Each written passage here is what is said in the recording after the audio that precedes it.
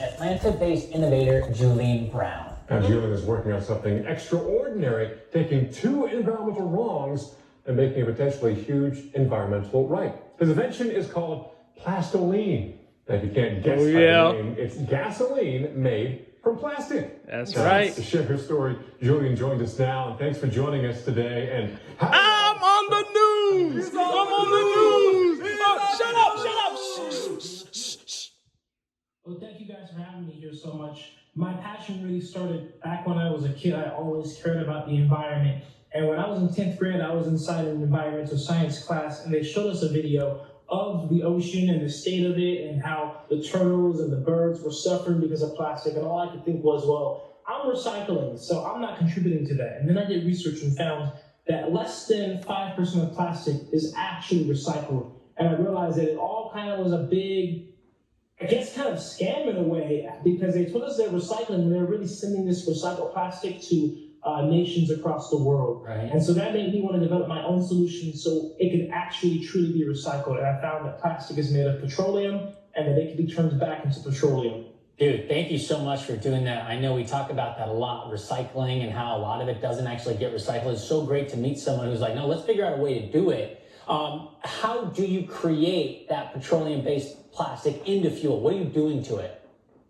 So I use the process of microwave pyrolysis. And I know that sounds like alien gibberish, but it's chemistry, and essentially what it is when you heat something up in an environment without oxygen. So I take a pressure chamber, almost think about kind of like a crock pot, and it's a completely sealed enclosed environment, meaning no air can enter or leave. And I put it under vacuum, so there's no oxygen molecules, and I use microwaves to provide heat. And because the plastic is being heated up, but there's no oxygen, a fire cannot start because a fire needs oxygen to exist. And so instead, the plastic actually breaks down to its basic chemical constituents under the heat. And like I said, it's made of petroleum, so it ends up just kind of reversing the manufacturing process of making plastic and turns it back into petroleum. This is awesome. That is really, really cool. I can think about burning plastic in the black smoke doing that. So what are some of the advantages or disadvantages in using plastoline over, say, traditional fossil fuels?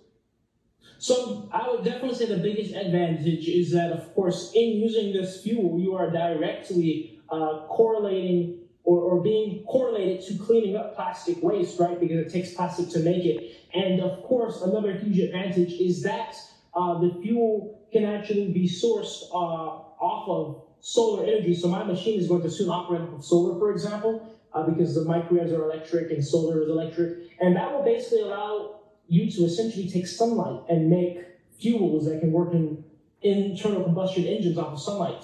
Obviously, the biggest disadvantages would be just when it comes down to a regulatory perspective, it's kind of hard to classify this fuel because it's not exactly crude oil. It's kind of like a synthetic fuel in a way, right? Because it comes from plastic, which comes from crude oil, but it's not directly crude oil. So it can be tough to classify it on a regulatory level to get it to work like an everyday thing. Like you can go to your gas station and get this fuel. So how do these exhaust fumes, once you put it in, let's say, an engine and you're using it, how does that compare to regular gasoline exhaust?